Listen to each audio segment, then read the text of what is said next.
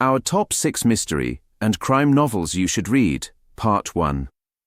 Hello and welcome back to Deep Dives with Smart Bookworms.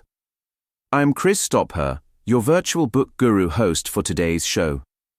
Join me, Martina, Amanda, Claire, Megan, and Nathan, my co-presenters and fellow virtual book gurus, as we dive deep into our top 6 mystery and crime novels from authors you love to read. In today's episode, we'll be diving deep into the first 3 of 6 incredible books by 6 iconic authors. They Thought I Was Dead, Peter James.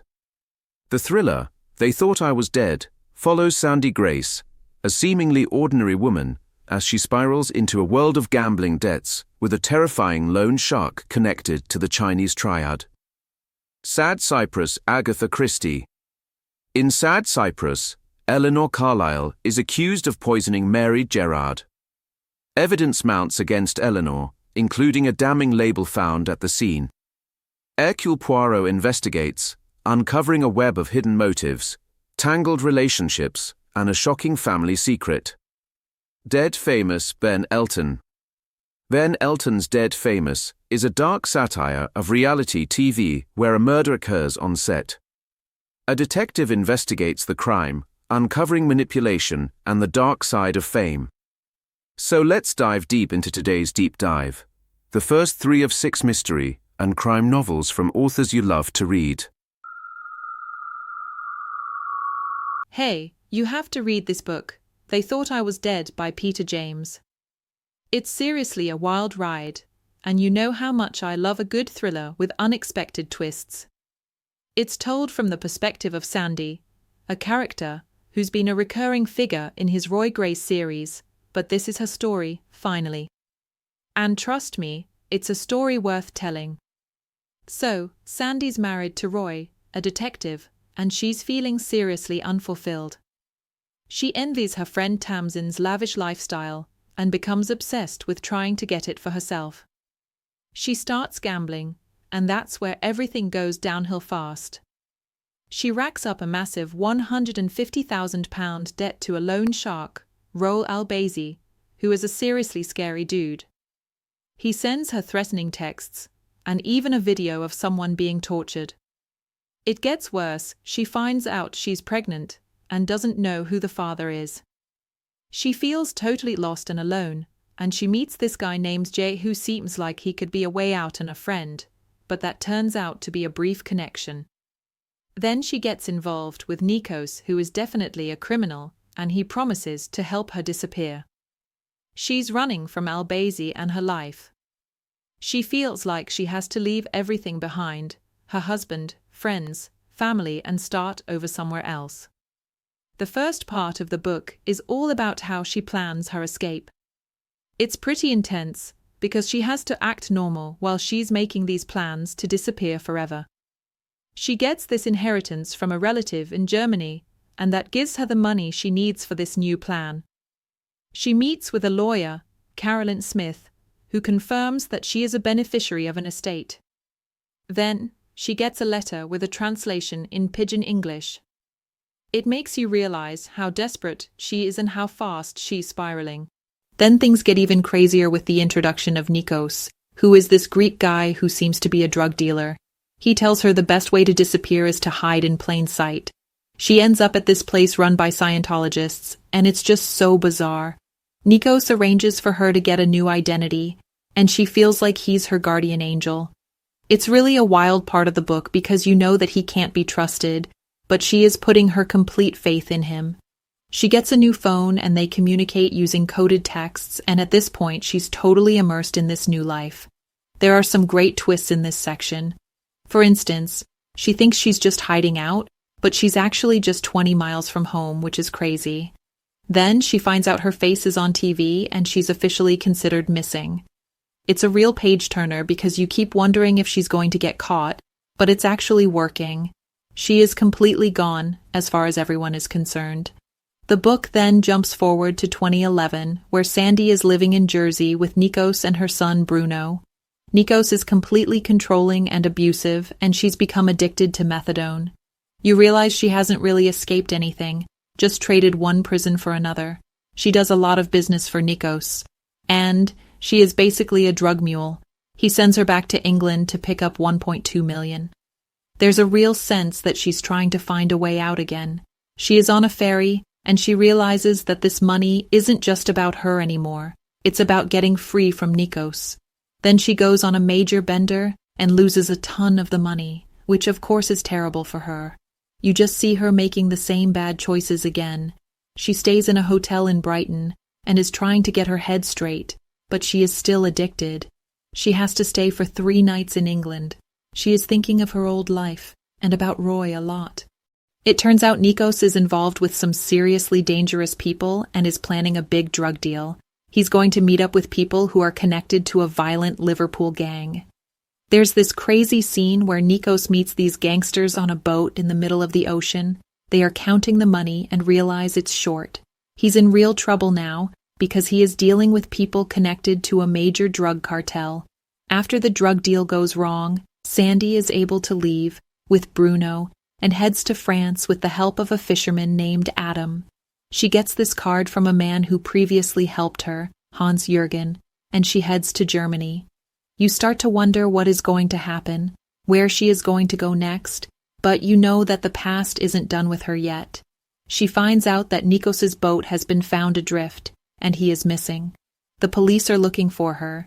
She's questioned by the police in Munich. It's a really tense scene.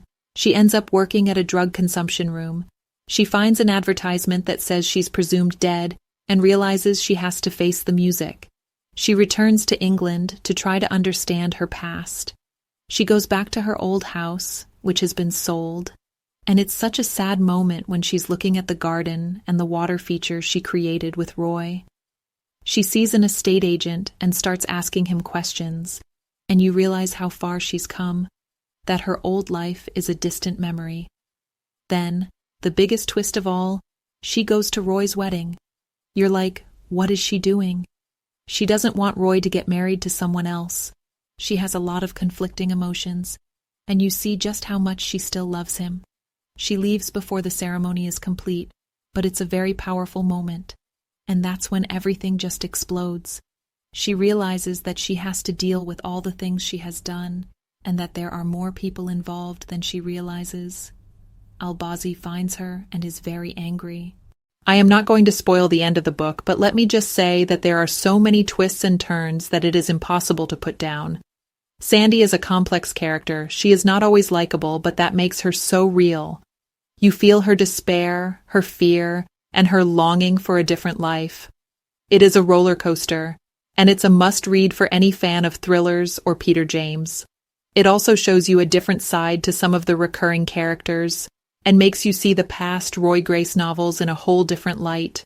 It really makes you understand how much the author cares about the series and his fans. He even thanks his wife for getting into Sandy's head and helping him shape the character. You have to read it. You really do. Okay, so you absolutely have to read this book, Sad Cypress by Agatha Christie. Seriously, drop everything else you're doing. I know you love a good mystery, and this one is just chef's kiss. Let me tell you all about it, like we're chatting over coffee. First off, it's a Hercule Poirot mystery, so you know you're in for a treat. The whole thing starts with this crazy court case. A young woman named Eleanor Carlyle is on trial for the murder of another girl, Mary Gerard. It's all very dramatic, with the prosecutor laying out all the evidence against Eleanor, and it seems like a pretty open and shut case. What makes it so compelling is how Christie sets it all up. You're immediately thrown into the courtroom and you're trying to piece everything together from the beginning. Eleanor is being charged with murder, and we jump back to the beginning to see what happened that led to her ending up in court. Right away, I wanted to know who Mary was and what exactly happened between her and Eleanor. The story then backtracks to the events leading up to Mary's death, starting with an anonymous letter. This letter warns Eleanor that someone is trying to get close to her aunt, Laura Wellman, and that Eleanor might get cut out of the will. It's so trashy, all misspelled and on cheap pink paper, but it's obviously a huge deal. This letter makes Eleanor and her, well, sort of fiancé, Roddy Wellman, go back to see Eleanor's aunt. I say sort of fiancé because their engagement isn't exactly overflowing with passion. Honestly, it seems like they were just expected to get married because they've always known each other. Okay, so now you've got this whole cast of characters. There's Eleanor, who seems like a very composed society girl kind of person. Then there's Roddy, who is kind of a wet blanket if I'm being honest. But Eleanor is completely in love with him even though it is obvious that he doesn't feel the same way. He's so oblivious to her feelings sometimes. It's honestly a bit painful to read. And then there's Mary Gerard, the beautiful young woman who Eleanor and Roddy suspect is sucking up to Eleanor's aunt. Mary is described as having pale golden hair and deep blue eyes, a real beauty. She grew up at the Wellman estate and is kind of like a daughter to Mrs. Wellman, who has given her a good education and is very fond of her. You also get to meet the two nurses, Nurse Hopkins and Nurse O'Brien. They add a lot to the story with their gossiping and clashing personalities. Anyway, the letter is what brings Eleanor and Roddy down to Hunterbury, where Eleanor's aunt, Mrs. Wellman, is sick. It turns out Mrs. Wellman has had a stroke and is being cared for by these two nurses, Hopkins and O'Brien. You start to see how fond Mrs. Wellman is of Mary, and there is a sense that Mary is really important to her. All of this creates tension in the story, and then things take a turn when Mrs. Wellman dies. This leads to Mary's death, which was caused by poisoning. Eleanor seems like the obvious suspect. She had the opportunity, she had a motive because of jealousy and the will, and there is all this other circumstantial evidence piled against her. But, as always, Poirot isn't so quick to make a snap judgment. It's fascinating how he picks apart all the assumptions and starts looking at every character closely. I love how Christie writes Poirot. His mannerisms are very funny with his egg-shaped head and little moustache twirls. He's so observant and you can see him working through the puzzle with his little grey cells. And what is really cool is that you get to see the story through different points of view. The nurses and the other people who were around at the time have different takes on what happened. It is through all this that you get a real sense of the atmosphere and all the secrets simmering under the surface of the story. And it's not just a straightforward mystery. There's also a lot of emotional stuff going on. Eleanor is dealing with her feelings for Roddy, who is maybe starting to fall for Mary. It's so heartbreaking because she loves him so deeply, but you can tell that their relationship was never what she wanted. Roddy seems a little all over the place. One moment he's with Eleanor, the next he's talking about how beautiful Mary is. You can tell this is all painful for Eleanor, but she is incredibly composed. It's a classic love triangle, and of course, someone has to be removed from the equation. As Poirot investigates, he uncovers all these twists and turns. There are all these little details and secrets that start to come to light. The anonymous letter gets even more suspicious. It's clear that it was written to stir up trouble and suspicion. The nurses are both hiding things. It turns out that Nurse Hopkins has a whole secret life and past. There is the possibility that someone was watching the house before Mary died, and the police have missed some key pieces of evidence. All of these pieces are like breadcrumbs that Poirot has to follow in order to solve the case. What is really mind-blowing is the way Christie reveals the truth. I don't want to spoil it too much, but let's just say that the person who is guilty is not who you expect at all.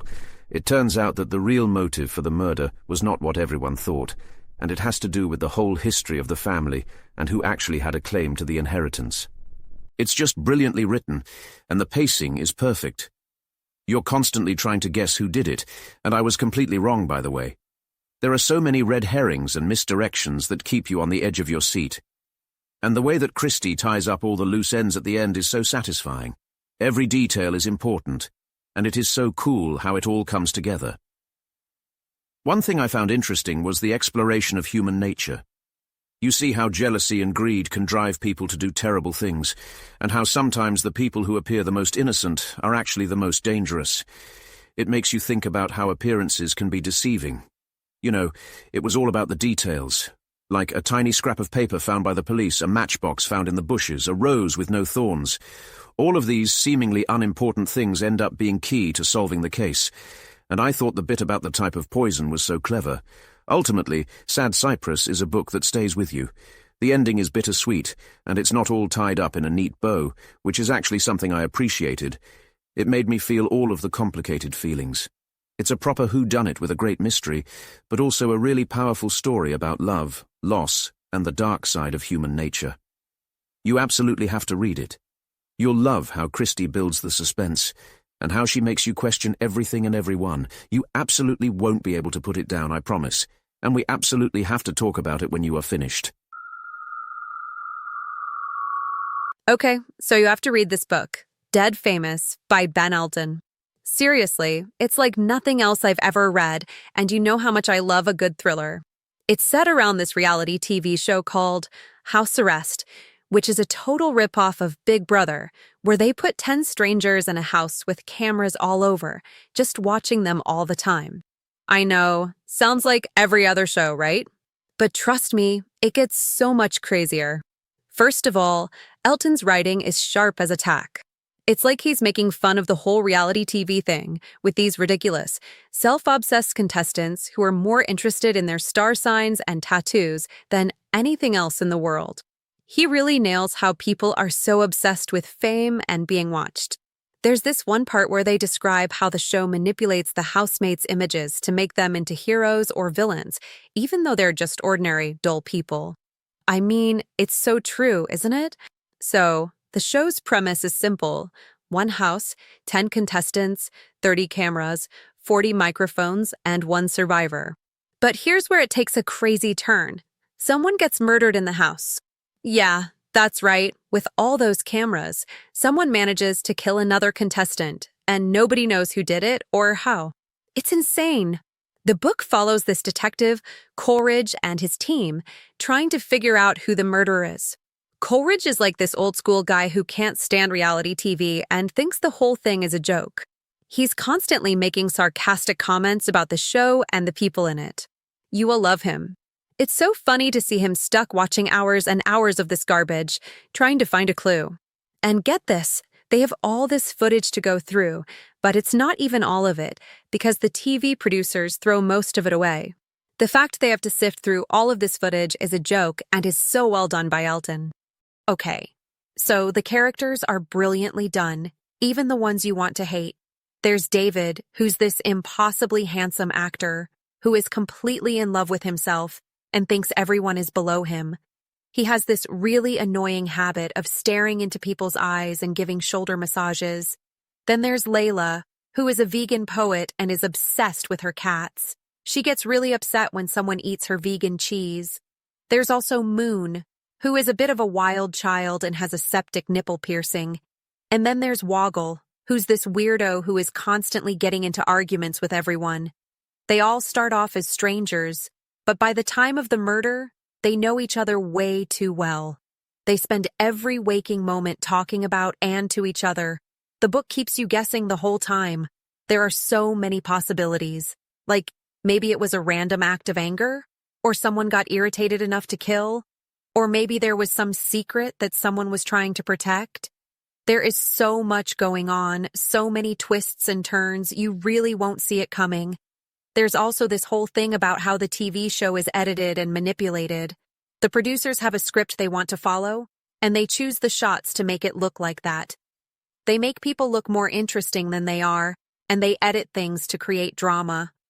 It's a crazy look behind the scenes, which will leave you questioning everything you see on TV. Some of the scenes are just laugh-out-loud funny, like when David tries to recite Layla's poem, and they have a massive fight about it. Or when they have a task to build a sweatbox and end up getting totally drunk in it. You will feel like you are in the room with these people. And there are also some really dark moments too. Like when Moon reveals that she was abused as a child and then admits that she was lying about the abuse. It really makes you question whether anything is real. There is this really interesting bit where they start getting into how David has this tattoo of the to be or not to be soliloquy from Hamlet on his leg. He says it saved his life when he was suicidal. The others are just not interested. I think it really shows how self-absorbed David is. And then there's this whole part where they have to give DNA samples, which is creepy as anything. It is clear that the police are getting desperate. Oh, and the police have to deal with all the media attention. The press are all over the story. There are more journalists at the scene than when the President of the United States came to Britain.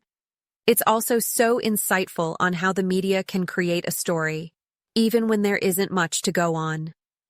As the story goes on, you start to realize that this whole thing is not just about a murder, but about fame itself and how messed up it can make people. The TV producers just want ratings, and they are prepared to exploit people to get them. The housemates want to be famous, and they'll do anything to get it. There are so many threads to follow, so many people to suspect, and then near the end, the book just blows up the whole thing. The way that Coleridge figures out who the killer is just fantastic. The big reveal is epic and shocking. The killer is someone you would never suspect. The book is a dark and funny satire on reality TV and fame, and a brilliantly crafted thriller with twists and turns that will keep you guessing until the very end. Seriously, you have to read it. Anyway, I'm telling you all this because it's just so good. You know how I love books with a good twist? Well, this one has so many, and it's such a clever book. You will not be disappointed. Let me know what you think after you read it.